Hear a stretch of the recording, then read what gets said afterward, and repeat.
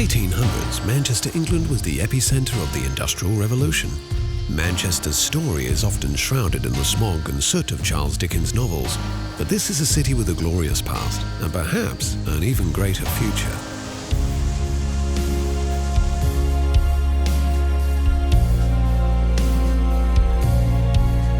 It's been said, what Manchester thinks today, the world thinks tomorrow.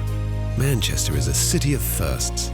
This is the world's first truly modern city, the place where mankind first split the atom, the birthplace of the first modern computer. Manchester's story begins here, in Castle Field, where the many chapters of the city's story merge into one. Explore the remains of the Roman fort, built to guard an ancient river crossing. Wander the banks of the Bridgewater Canal, whose completion in 1761 is regarded as the beginning of the Industrial Revolution.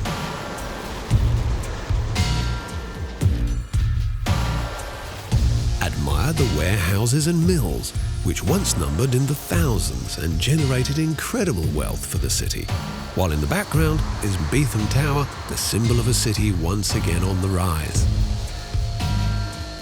As the city's fortune swelled in the 19th century, so did its civic pride. Manchester's elites saw the city as the new Venice and commissioned grand buildings and monuments, taking architectural inspiration from across the ages.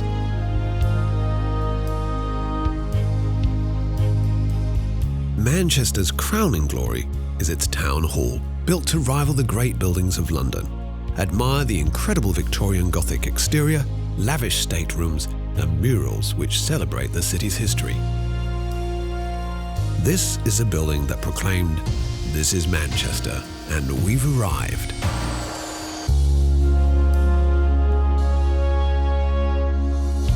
For 2 centuries, Manchester's merchants went on a spending spree, scouring the world in search of cultural treasures to fill their stately homes. Many of these treasures now reside in the city's museums and galleries. At the Manchester Art Gallery, explore the works of the Pre-Raphaelites, Britain's first radical art movement, and more contemporary works which continue to challenge.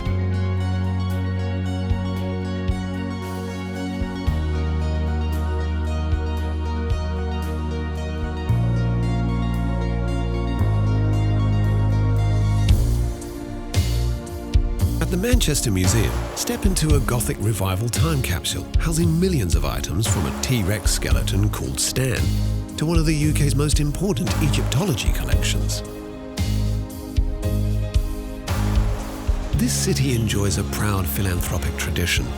Perhaps the city's greatest was Enriqueta Rylands, whose gift to the city was the John Rylands Library.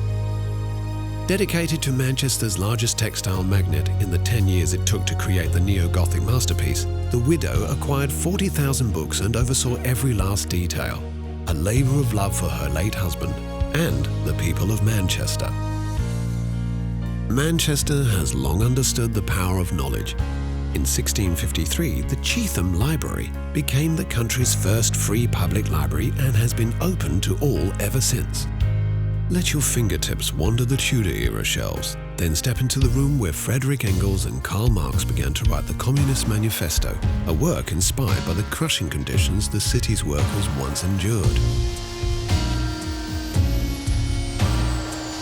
Revolution and reform run deep in Manchester's waters, housed in a restored Edwardian pump house in the People's History Museum, which celebrates those who challenged Britain's rigid political and class systems.